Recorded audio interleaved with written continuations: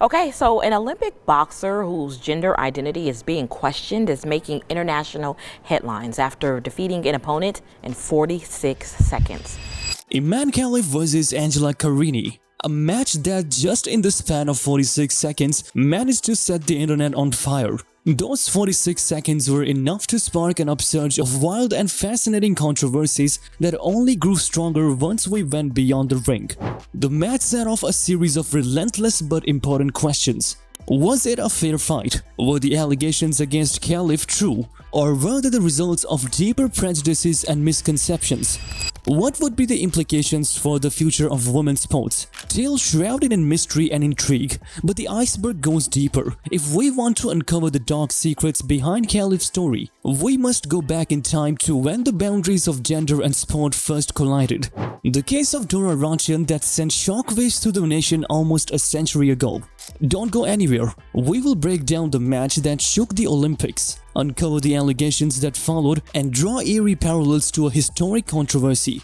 This isn't just a story about boxing, it's a suspenseful journey into the hidden truths that challenge the very core of competitive sports.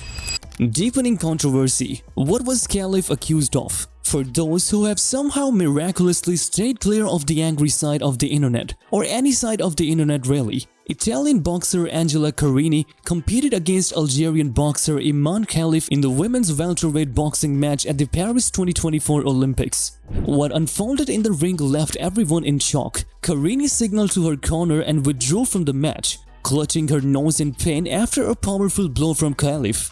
Gasps and murmurs filled the arena, most of them out of confusion. The news and media outlets were foaming at the mouth at the scandalous turn of events, fueling speculations online. Anonymous sources claimed she should not have been eligible to compete in this category. Some alleged that Khelif had undergone gender transition surgery, while others hinted at hormonal treatments. The internet deemed Khelif transgender, but there was a lack of overall evidence to confirm any theory.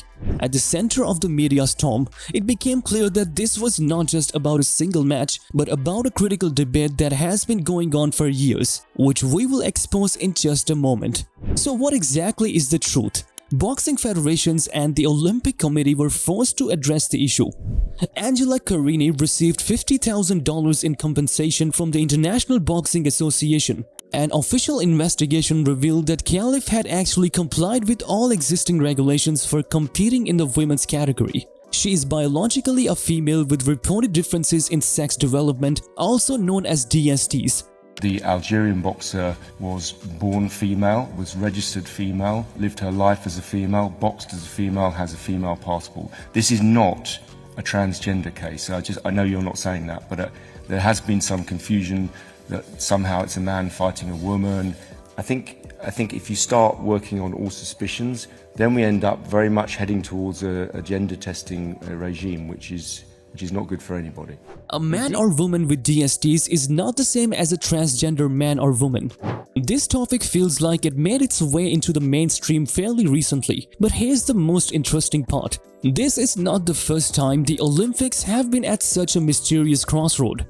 Another Olympic scandal ignited a similar discussion all the way back in 1938, when a German athlete was exposed for competing in women's events despite being biologically male. To fully grasp the gravity of what we're dealing with, we must turn back the pages of history and examine another shocking scandal that rocked the sports world. The parallels between what happened back then and what is happening now are striking, as both stories push boundaries and conversations forward. Historical parallel. The case of Dora Ratjen. Imagine the backdrop of Berlin, Germany in the late 1930s, under the regime of Adolf Hitler. The Olympics were unfolding in his country. They were used as a propaganda tool to showcase the supposed superiority of the Aryan race and to promote Nazi ideology. Despite this, they became a stage for remarkable athletic performances and controversies. Now meet Dora Ratjen, born to simple folk parents, assigned female at birth and raised as a female in Erikshov, Germany. Dora stated, "My parents brought me up as a girl, and I therefore wore girls' clothes all my childhood. But from the age of 10 or 11, I started to realize I wasn't female but male. However, I never asked my parents why I had to wear women's clothes even though I was male." Despite the self-awareness, Ratjen continued to wear women's clothes and lived as a woman not out of deceit but due to the circumstances of upbringing and social pressures. For years, no one had any suspicions in Dora's gender identity. She went on to become one of the Germany's top female high jumpers in the late 1930s. Assigned female at birth and raised as a girl in Germany, she pursued athletics from an early age and finished fourth in the women's high jump competition at the 1936 Olympics. Given the political context of the country, there were rumors and gossips floating around at the time. Were the Nazis aware of Ratjen's situation but turned a blind eye because of their design to deliberately dominate the games with German athletes? Later down the line, Der Spiegel, a German news magazine and sports historian, suggested that these claims are probably exaggerated or blown out of proportion. Although not a medalist, Ratjen's presence at the games were extremely significant because of what would be revealed later. Dora Ratjen's true identity revealed. 2 years after the Olympics, Ratjen was competing in the European Athletics Championship in Vienna and won the gold medal in the women's high jump, setting a world record. Little did everyone know, this would be the last achievement in their short-lived career as a professional athlete. Dora Ratjen was traveling by express train from Vienna to Cologne wearing a grey two-piece, skin-colored tights and light-colored ladies' shoes. The ticket conductor found Ratjen's appearance questionable, so he reported to the police that in one of the cars there was a man dressed as a woman. Upon the train's arrival in Magdeburg, Ratjen went to stretch her legs on the platform when she was approached and questioned by a policeman. At that moment, Ratjen admitted to being male.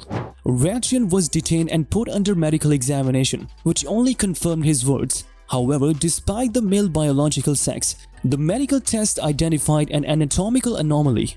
The results of the test led to the inevitable. His world record was annulled, and he had to return the gold medal from the European Athletics Championships. Ratjen was disqualified from women's sports, and in a flash, his athletic career was over. He largely disappeared from the public eye ever since then. He took the name Heinrich and started a secluded, quiet life running his family's bar.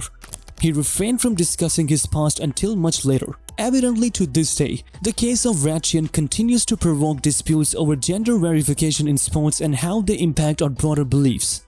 The events of Dora Ratjen's disqualification reshaped women's sports back then. They exposed the flaws in the verification processes of the time and led to immediate calls for stricter regulations to ensure the integrity of women's sports. Ratjen's case highlighted how difficult it is to balance fairness and inclusion, a conundrum that persists to this day. In 2024, Pandora's box was opened once again, full of questions that concern our society as a whole, the evolving fluidity of gender and our ideas of what the gender spectrum looks like. The similarities between the stories of Dora Ratjen and Imane Khelif are unsettling. Both athletes found themselves at the center of gender identity controversies, with their careers and reputations hanging in the balance. The outcome of the match between Imane Khelif and Carini is a testament to the need for change. The issues that arose out of Khelif's eligibility in the Olympics could set new precedents and shape future guidelines that could help all upcoming athletes to navigate the complexities of gender identity. Our universal ideas and values are developing by the day, so it's vital to remember what cases like this could teach us when they happen. It's crucial that regulations and policies reflect competently the changes in our social landscape while still valuing justice and non-discrimination on an even playing field. We need to be adaptive to progress forward. Thank you for watching.